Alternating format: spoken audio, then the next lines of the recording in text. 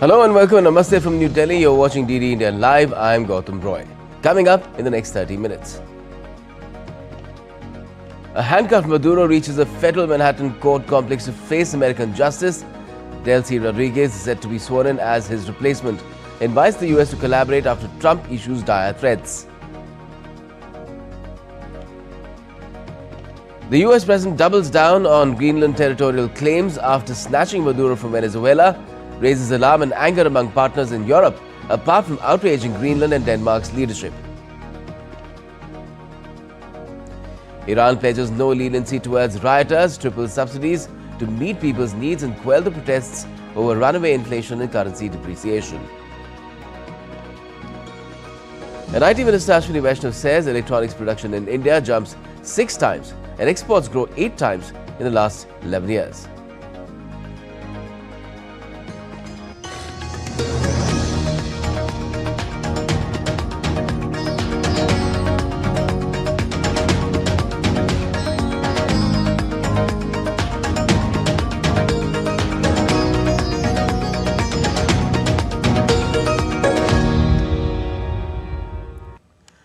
And Trump on Sunday reiterated that the United States needs Greenland for national security, saying he would revisit the issue in about 2 months. Stressing the strategic importance of the mineral-rich Danish Arctic territory, President Trump said that Greenland is covered with Russian and Chinese ships.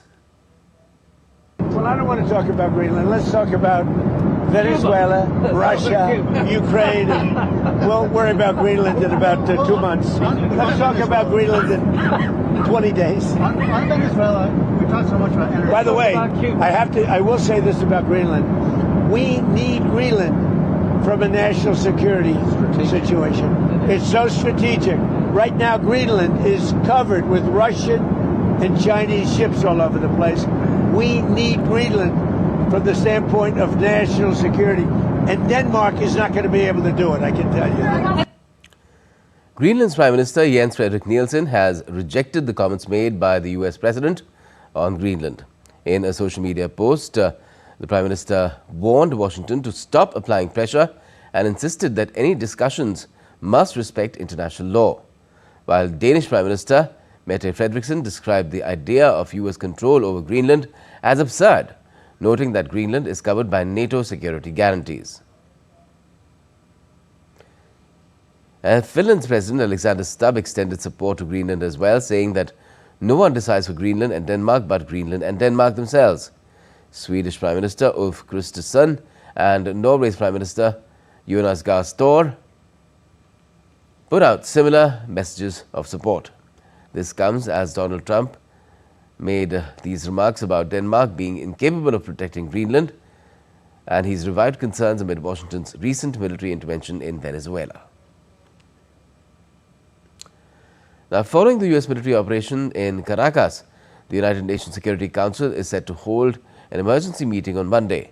The meeting is to discuss the recent capture of deposed Venezuelan President Nicolas Maduro and his wife by the US under the agenda Threats to International Peace and Security. The matter has been raised there by Colombia. The Cuban government said on Sunday that 32 of its citizens were killed during a US raid in Venezuela aimed at extracting President Nicolas Maduro to face trial in the United States. Havana declared 2 days of mourning set for the 5th and the 6th of this month to honor the deceased and announced that funeral arrangements would be disclosed later.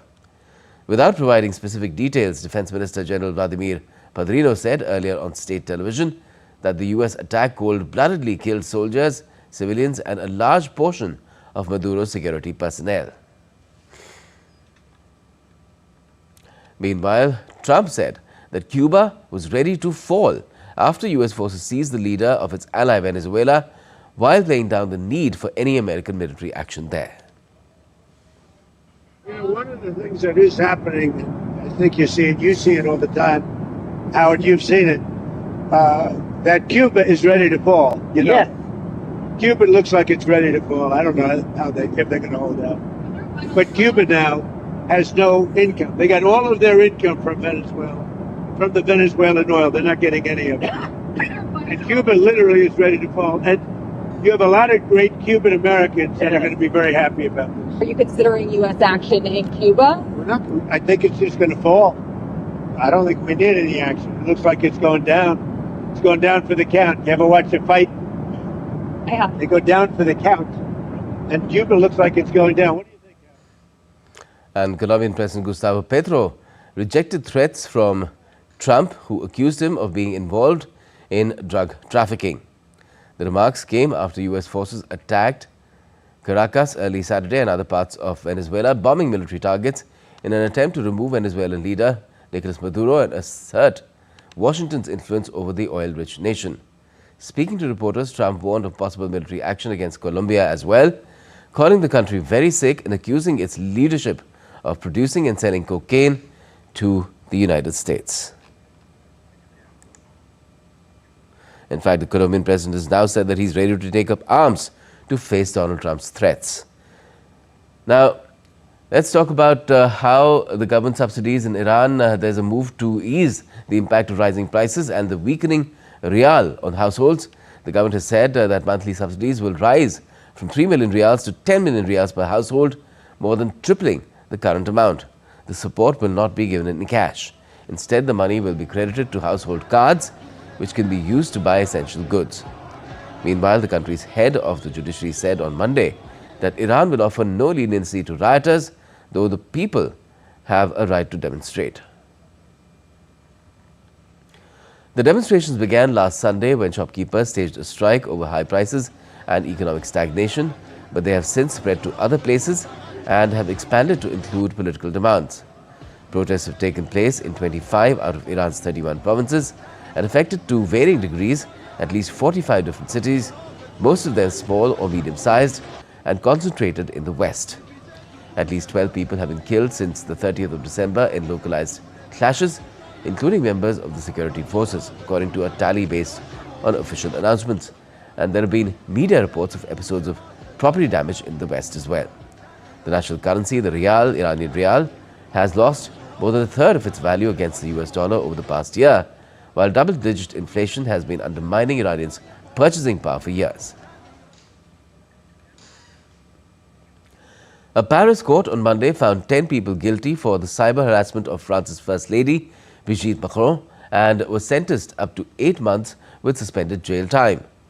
8 men and 2 women aged 41 to 60 were tried in a Paris criminal court, accused of making malicious comments about Brigitte Macron's gender and sexuality, including equating her age difference with her husband to pedophilia.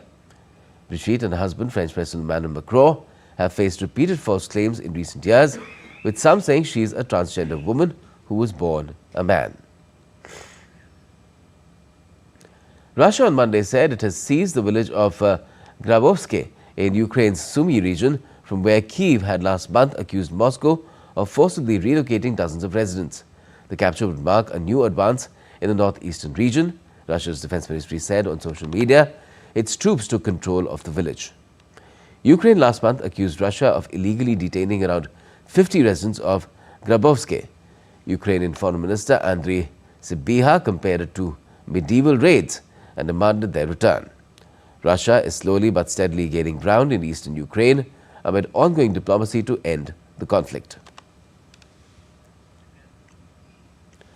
And the Ukrainian president shared details of talks with Australia's Prime Minister as well. The focus remained on defense support and ongoing diplomacy. In a post on X, Volodymyr Zelensky said he discussed Ukraine's defense needs and recent Russian strikes with Australia's Anthony Albanese. He noted Australia's commitment to support, especially the need for air defense missiles, and briefed the Prime Minister on diplomatic efforts and next steps. The Ukrainian leader also expressed condolences over the Bondi Beach attack, where several victims were of Ukrainian origin, and conveyed solidarity with their families. Let's now take a look at some other stories making news around the world as well. Sri Lanka's Nuwara area has added a brand new attraction for visitors. Paramotoring sports has officially begun at Gregory Lake, offering tourists a thrilling new experience in the hill country city. This marks the first time paramotoring has been introduced in the Nuwara area, making it a special highlight for both local and foreign travelers seeking adventure alongside the city's scenic beauty. In Hershey, Pennsylvania, the Hershey Bears held their annual teddy bear toss on Sunday. After defender Louis Belpedio scored the first goal, fans threw 81,796 stuffed toys onto the ice. All of those toys will go to local charities. The number didn't beat last year's record of more than 102,000, but it was still a huge success. Once the ice was cleared, the Bears went on to win the game against the Rockford Ice Hogs 5-4.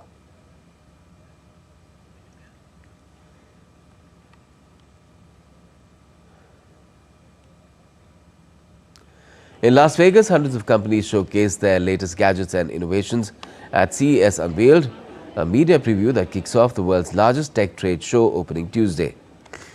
Among the first-time exhibitors was China's X-Origin, which introduced Yonbo, an AI robot companion designed to teach children how to use AI prompts. Running from the 6th to the 9th of this month across 13 venues, CES will feature thousands of exhibitors presenting the future of technology. And still to come in this edition of DD India Live. Prime Minister Narendra Modi says the Somnath temple survival over the past 1,000 years reflects the country's indomitable civilizational spirit. 24 times Grand Slam champion Novak Djokovic steps away from the Professional Tennis Players Association, the player union he co-founded in 2021.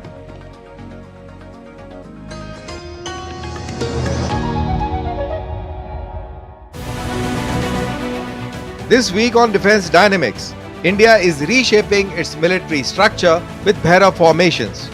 What are ramjet-powered artillery shells? And how India's rocket punch gets an emergency boost with Suryastra.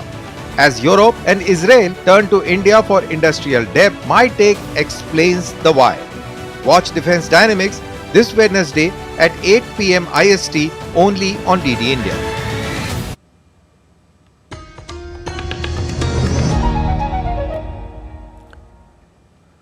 Welcome back. You're watching DD India Live. I am Gautam Roy.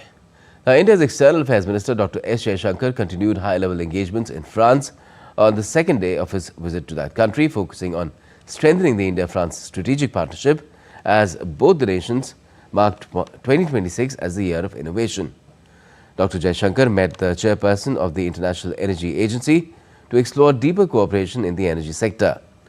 The minister also interacted with young professionals of the Indo-French Chamber of Commerce, highlighting global shifts in politics, economics and technology, including challenges like artificial intelligence, climate change and sustainability. The meeting focused on Indo-French ties and how we as the young talents are the next frontier towards enticing talents to travel between France and India. And he spoke about how the multidisciplinary skill set will be the next way for the future. He spoke about how AI, climate change are affecting the next world order.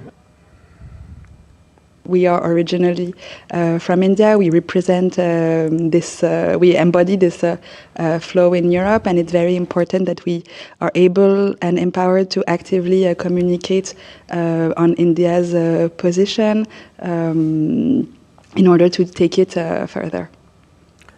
The External Affairs Minister also visited a textile exhibition titled Textile Matters, Woven Stories Between India and France.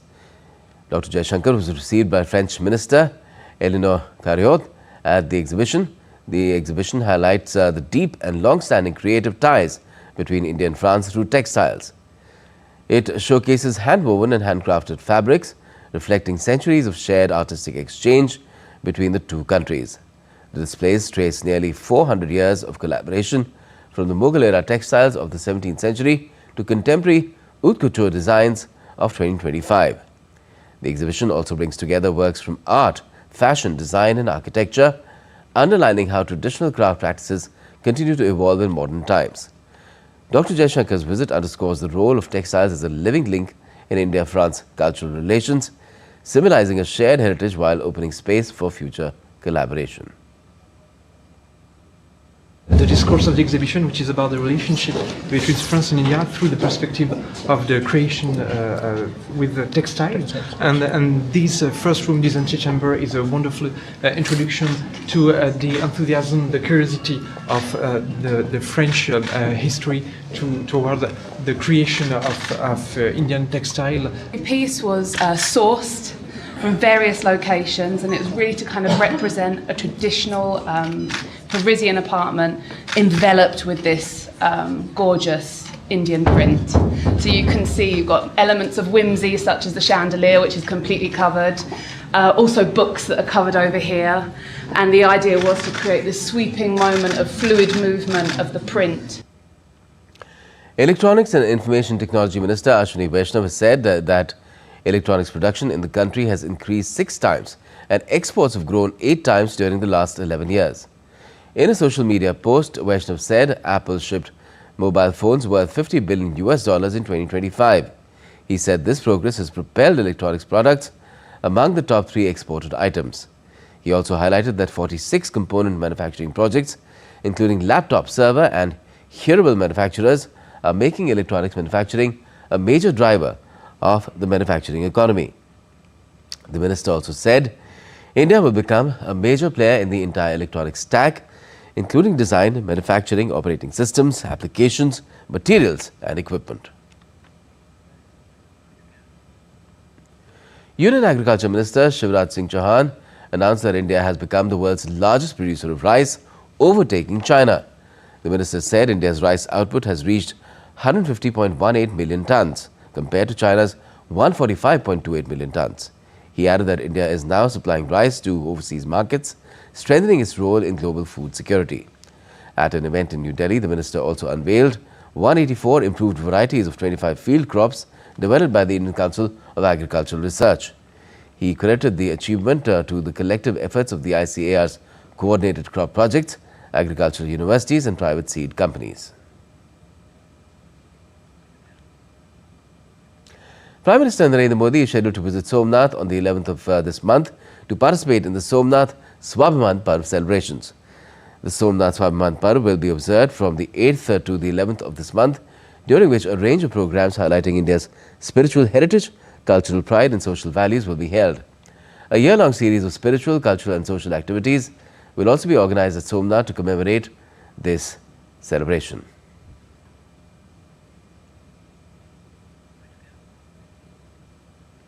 Now, the Somnath temple in the state of Gujarat marks 1,000 years of faith, devotion and resilience. On this day in 1026 AD, Mahmud of Ghazni had attacked the fortified temple town. Nearly 50,000 defenders had lost their lives while protecting the shrine. But through centuries, the Somnath temple has stood tall as a symbol of India's enduring spirit. Take a look.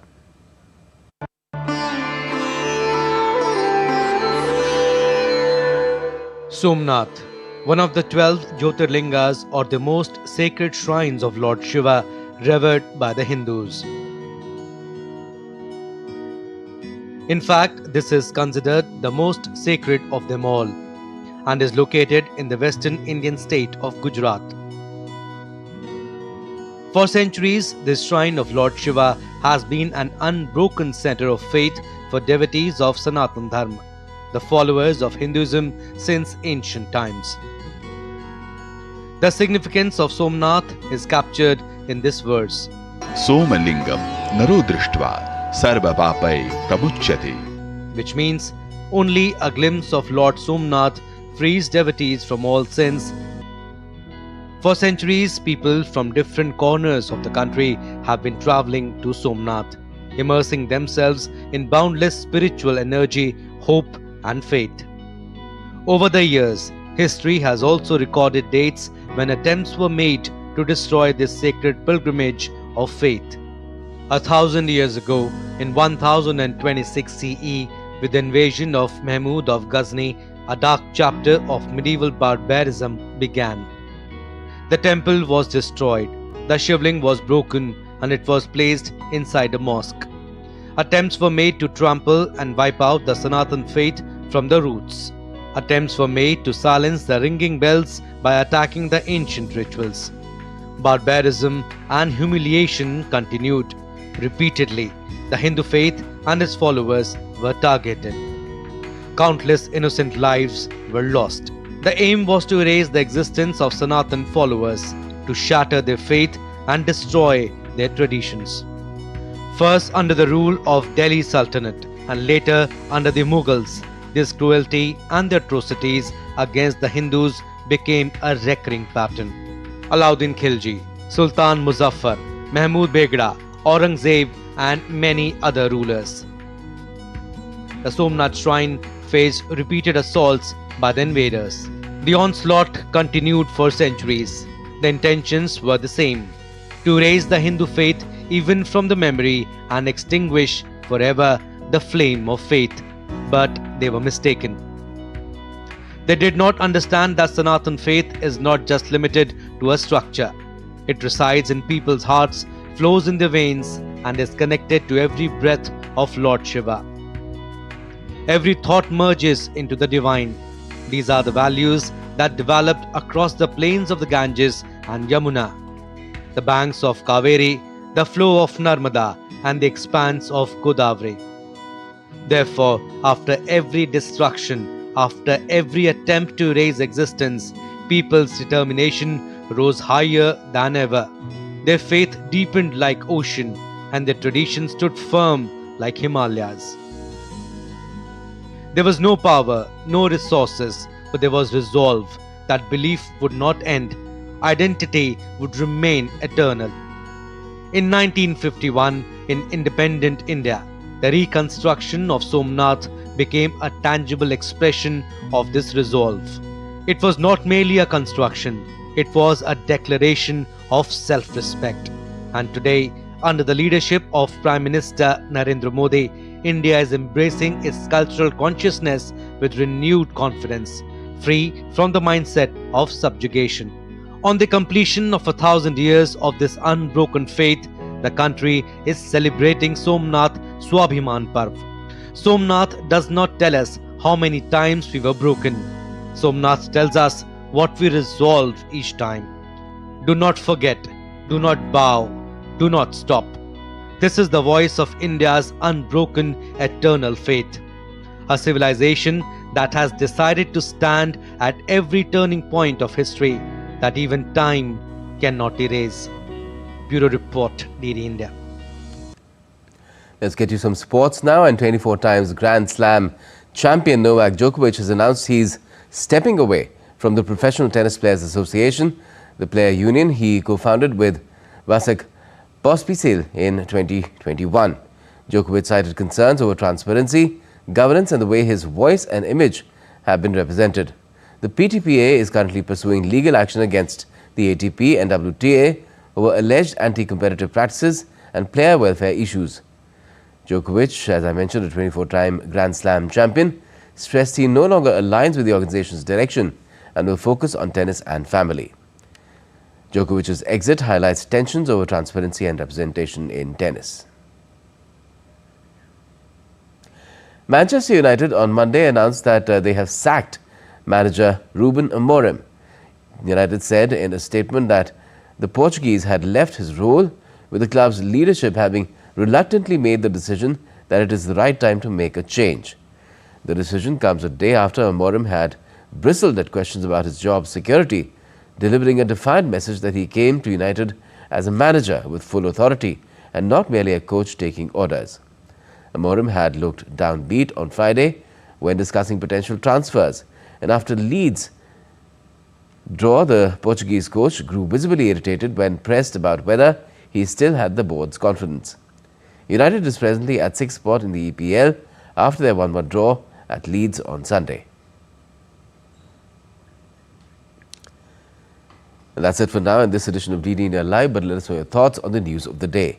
And for those on the go, you can get all the latest news and updates from India and across the world on DD India's mobile app. It's available on both Android and iOS. Just scan the QR code on the screen to download the app right away. And we'll be back with more news as it breaks here on DD India.